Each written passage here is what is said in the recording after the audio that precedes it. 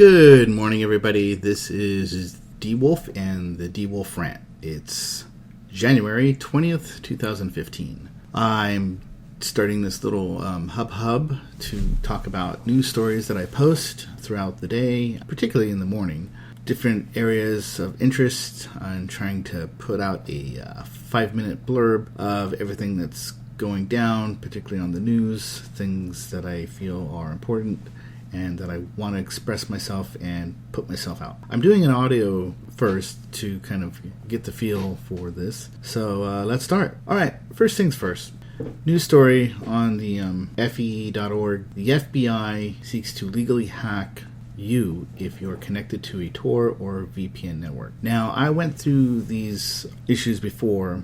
Pretty much, if you're new to the security world, the FBI is essentially trying to work around the law to have sweeping powers to infiltrate and, find quote-unquote terrorists. David Cameron in the UK has made his speech specifically that he's not really tolerating any type of encryption, anything that's going to inhibit law enforcement from finding the terrorist. The problem comes into your personal security, your personal privacy, which is pretty much dead. If you've been on the internet at all during this time, you have pretty much known, especially if you have social media, Facebook particularly, LinkedIn, even Google+. I mean, your persona is out there. And I'm talking specifically about your persona. And everything that you do on the internet is forever, and it's not going away anytime soon. So in relation to this hacking, the FBI seeking to hack you, get used to it. There's more to come. They're going to continue to erode your privacy. The only thing I can say about this is to be smart about it. Use a VPN, use encryption in your email, and do this consistently. The odds are that this is certainly going to put more work in front of them. They don't have a magic wand yet, as far as I'm aware, that they can just kind of cut through the chaff and they don't have a working quantum computer.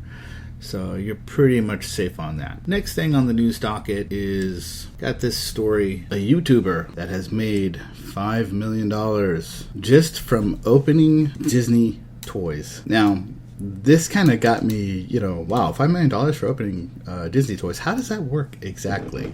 Well, checked out her site, and she does in fact have a plethora of views. And I have a little theory behind this. First off, she knows her audience. She describes her videos relatively well. She uses accurate keywords, and the subject matter of this is the interest to the majority of Disney brainwashed people and their correlated brainwashed kids. So, no doubt, she's going to get those hits, she's going to get those looks. And in YouTube, views or looks are everything. It doesn't really matter who's doing the looking and who's doing the viewing, although a lot of advertisers would really like to get a better understanding of that. But it's out there, and I guess she's doing the right thing. I mean, you can put up anything on YouTube, and if it takes, it takes. If it doesn't, it doesn't. Typically, what I've noticed is that things that have kind of a gotcha value will grab the initial views, and those views will be, populated for so long. I think there was one video, the Leave Britney Spears Alone video, got fame and notoriety, not necessarily the notoriety or fame that you would want, but it got up there, and the views were acceptable.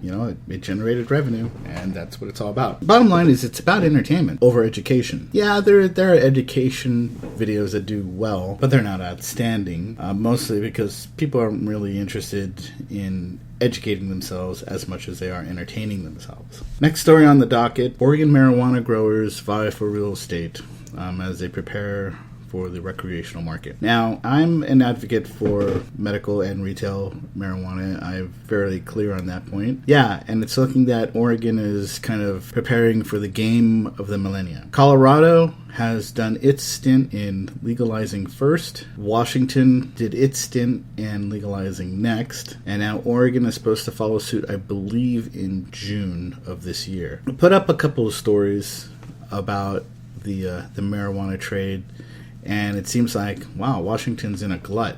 Like, they grew too much marijuana. It's they can't even sell it. Well, yeah, they can sell it, but they insist on selling it at $35 a gram, and that's roughly about $120 an eighth, and you could probably get about an ounce for that amount, on the black market or even the medical market.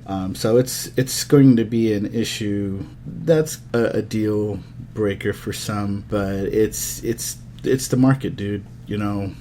What goes up must come down, and supply and demand, and that's essentially, what you're looking at. How are they going to rectify this? Well, the black market will always have a grapple hold on the medical marijuana market. It's just a matter of fact. They don't have to deal with the regulations. They don't have to deal with working through sanctions, that the state isn't imposing on them. They don't have to add tax to their product. They do everything illegally. And marijuana has been illegal for the longest time, so it's no surprise. Bottom line is, well, Oregon's coming up and they're preparing themselves, so we'll see kind of how that pans out. But as for me, I'm out of time, and thank you so much for listening, and I will see you tomorrow.